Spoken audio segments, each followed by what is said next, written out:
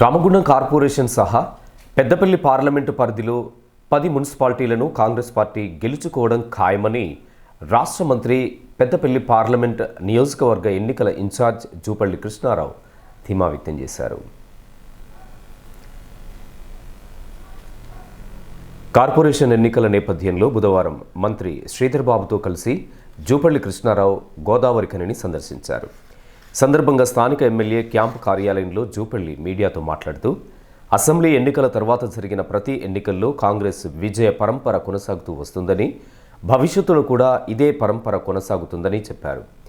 గత బీఆర్ఎస్ ప్రభుత్వం రాష్ట్రాన్ని అప్పుల కుప్పగా మార్చి కుటుంబ పాలనతో ప్రజాస్వామ్యాన్ని కూని చేసిందని ఆరోపించారు. ఆర్థిక సంక్షోభం ఉన్నప్పటికీ సంక్షేమం, అభివృద్ధికి కాంగ్రెస్ ప్రభుత్వం ప్రాధాన్యమిస్తూ వస్తుందని చెప్పారు. గత ప్రభుత్వ పథకాలను కొనసాగిస్తూనే తాము ఇచ్చిన హామీలను క్రమక్రమంగా అమలుపరుస్తూ వస్తున్నామని అన్నారు. ఈ మున్సిపల్ ఎన్నికల్లో పెద్దపల్లి పార్లమెంటు నియోజకవర్గంలో 10 మున్సిపాలిటీస్ ఉన్నాయి. ఈ 10కి 10 మున్సిపాలిటీస్ కాంగ్రెస్ పార్టీ గెలవబోతా ఉంది. నేను అంత ఖచ్చితంగా ఎందుకు చెప్తా ఉన్నానంటే, గడిచిన 2 సంవత్సరాల కాలంలో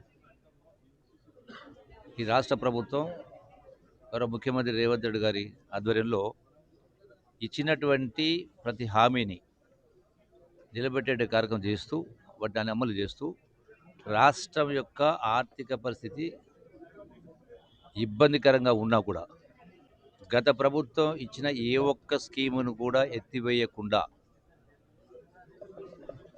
అన్ని హామీలు నిలబెట్టుకుంటున్న కారణంగా ఒకటి. రెండవది, శాసనసభ ఎన్నికల తర్వాత 2023 ఎన్నికల తర్వాత జరిగినటువంటి ప్రతి ఉప ఎన్నిక, అది సికింద్రాబాద్ ఎన్నికైనా, జూబిలీహిల్స్ ఎమ్మెల్యే ఉప ఎన్నికైనా, మొన్న జరిగినటువంటి స్థానిక సర్పంచ్ ఎన్నికల్లో కూడా కాంగ్రెస్ పార్టీ పెద్ద మేరతో గెలుపొందడం జరిగింది.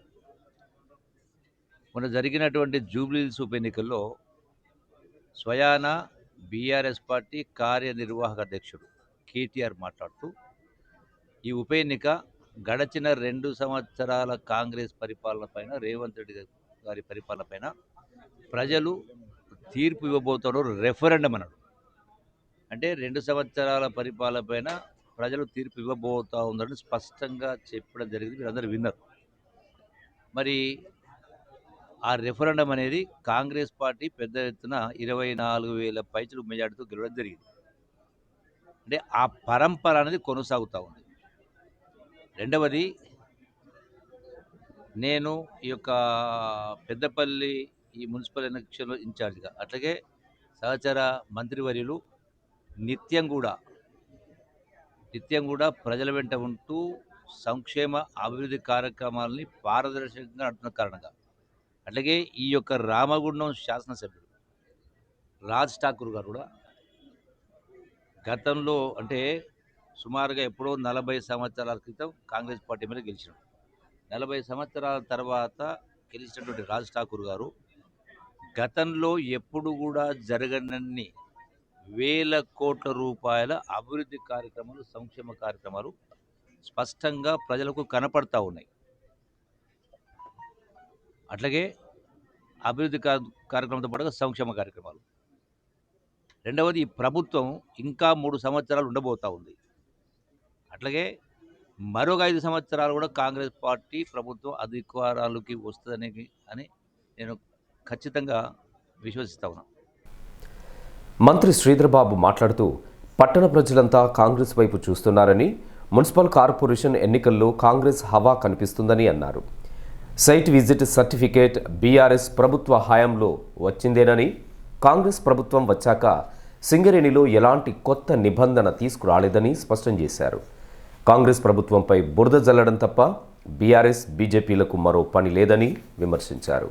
పట్టణానికి సంబంధించిన పట్టణవాసులు అందరూ కూడా ఈరోజు కాంగ్రెస్ వైపు చూస్తూ ఉన్నారు.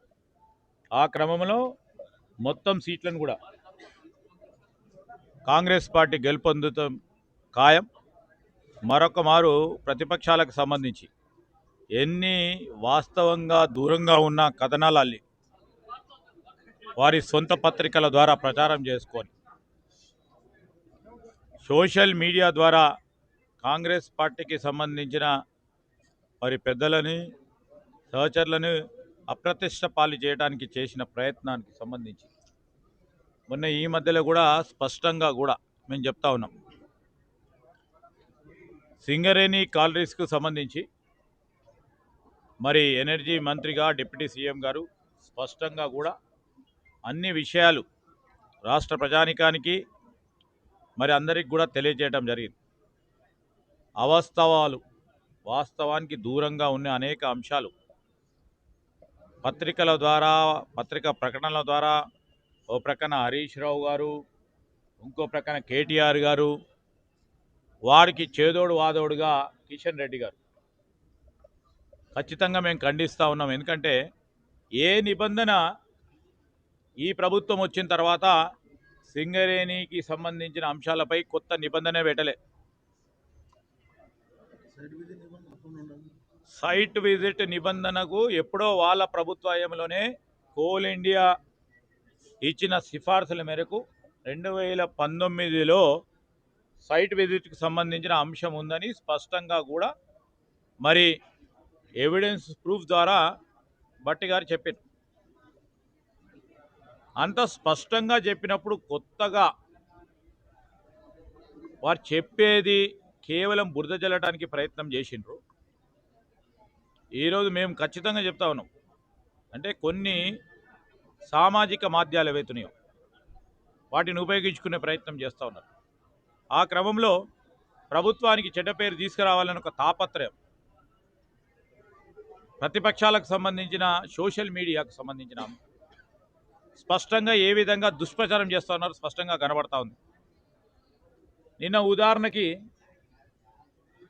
నలుగురు సహచరులను కూర్చొని ఉంటే కూడా దాన్ని వార్తల్లోకి తీసుకెళ్ళి అసలు ఎటుపోతా ఉంది, అసలు ఏం చేస్తూ ఉన్నారు, నేను కృష్ణారావు గారు శాసనసభ్యుడు రాజ్ ఠాకూర్ గారు కూర్చుంటే ఎందుకు కూర్చున్నారు, ఎందుకు దేనివల్ల కూర్చున్నారు అని దానికో న్యూస్ చెప్పడం అనేది, లేకుంటే మా సహచరులం మేము నలుగురం ఈరోజు రేవంత్ రెడ్డి గారి నాయకత్వంలో కాంగ్రెస్ పార్టీ సంబంధించిన పార్టీ ప్రభుత్వాన్ని ఏ విధంగా ముందుకు తీసుకెళ్లాలంటే నేను కృష్ణారావు గారు కలిసినప్పుడు మాట్లాడుతూనే ఉంటాం. అది సహజం. అది ఇప్పుడు ఈ సింగరేణి టెండర్ల విషయంలో అనేక ఆరోపణలు వస్తున్నాయి. ముఖ్యమంత్రికి డిప్యూటీ సీఎం గారికి మధ్యన ఏమన్నా అసలే వాస్తవికంగా చెప్తా ఉన్నాం. ముఖ్యమంత్రి రేవంత్ రెడ్డి గారి నాయకత్వంలో డిప్యూటీ సీఎం గారు బట్టి విక్రమార్క గారు కానీ మా సహచర మంత్రివర్గ సోదరులు సోదరిమణులందరూ కూడా సమిష్టిగా పనిచేస్తూ ఉన్నాం.